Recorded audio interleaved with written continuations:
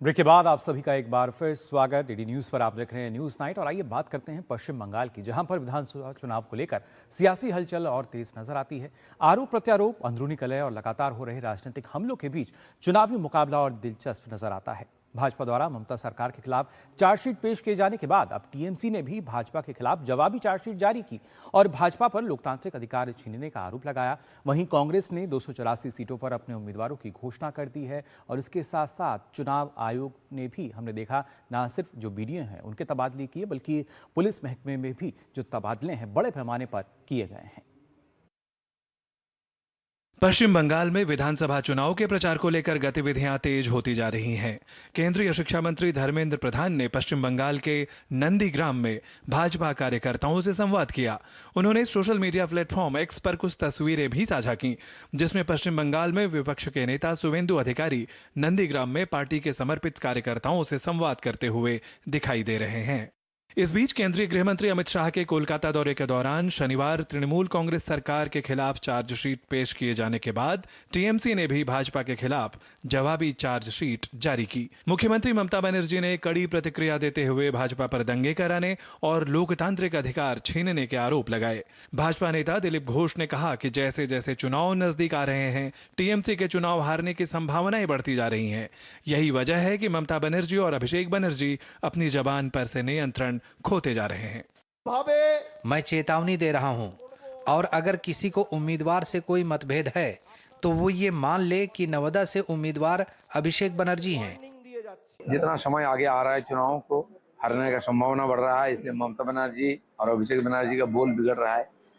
गलत सलत शब्दों का उपयोग कर रहे हैं, इसका कोई जवाब नहीं होता। इस बीच विधानसभा चुनाव से पहले तृणमूल कांग्रेस में अंदरूनी कलह चरम पर है। रविवार को मुर्शिदाबाद के नवदा में अभिषेक बनर्जी की सभा स्थली नवदा में ही दो गुटों के समर्थकों के बीच हाथापाई हो गई। टीएमसी की अंदरूनी कलह की स्थिति यह है कि मुख्यमंत्री ममता बनर्जी और अभिषेक बनर्जी तक को कहना पड़ा कि उन्हें ही उम्मीदवार मानकर चुनाव में भाग लिया जाए। उधर टीएमसी की रैलियों में भीड़ जमा नहीं होने की तस्वीरें भी सामने आ रही हैं। हाल ही में टीएमसी नेता अभिषेक बनर्जी की रैली में खाली कुर्सियां देखी गईं। ये वीडियो पश्चिम बंगाल बीजेपी के सोशल मीडिया हैंडल पर पोस्ट किया गया है। बीजेपी कह रही है कि राज्य की जनता अब तृणमूल सरकार से परेशान हो चुकी है। इस बीच उत्तर 24 परगना के विधाननगर सीट से भाजपा उम्मीदवार डॉक्टर शरदवत मुखोपाध्याय ने भी टीएमसी पर दादागिरी करने और उनका पोस्टर नहीं लगने देने के गंभीर आरोप लगाए हैं। कल रात को तो बैनर लगाने नहीं दिए। बैनर तो हम लोग का छोटा हाथी जो था ट्रक, वहाँ से बैनर निकालने नहीं दिए। डिलीवरी तो जब नहीं करने दिए, वो तो वापस भगा दिए हम लोग का विरोधी दल। सोचो बंगाल में क्या अवस्था है, दादागिरी चल रहा है। इस दौरान पश्चिम बंगाल में कांग्रेस ने 284 सीटों पर अपने उम्मीदवारों की घोषणा कर दी है। मुर्शिदाबाद के बहरामपुर से अधीर रंजन चौधरी को उम्मीदवार बनाया गया है। मुर्शिदाबाद में मुकाबला बेहद दिलचस्प हो गया है। चुनाव आयोग भी राज्य में शांतिपूर्वक मतदान को सुनिश्चित करने के लिए लगातार प्रयासरत है। आगामी चुनाव से पहले एक और प्रशासनिक फेरबदल के तहत चुनाव आयोग ने विभिन्न जिलों में कार्यरत 83 ब्लॉक डेवलपमेंट ऑफिसर और एक असिस्टेंट रिटर्निंग ऑफिसर के तबादले के प्रस्ताव पर मुहर लगाई है। ब्यूरो इनपुट के साथ सौरभ दत्ता की रिपोर्ट, डीडी न्यूज।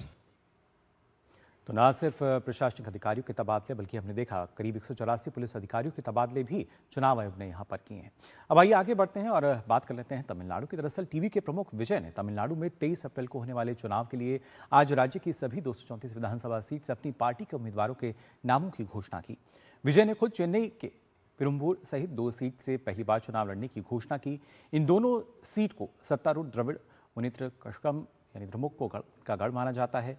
विजय चेन्नई के पेरम्बूर और तिरुचिपल्ली के पूर्व से चुनाव लड़ेंगे। द्रमुक ने पेरम्बूर से आरडी शेखर को मैदान में उतारा है और तिरुचिरापल्ली पूर्व में इनेगो इरुथैयाराज को एक बार फिर उम्मीदवार बनाया है। अन्ना द्रमुक को छोड़ इस साल की शुरुआत में टीवीके में शामिल हुई पूर्व मंत्री कृष्णन को लालगुड़ी से मैदान में उतारा गया है। उम्मीदवारों में द्रमुक और अन्ना द्रमुक के कुछ पूर्व नेता भी शामिल हैं जो बाद के दिनों में टीवीके में शामिल हो गए थे।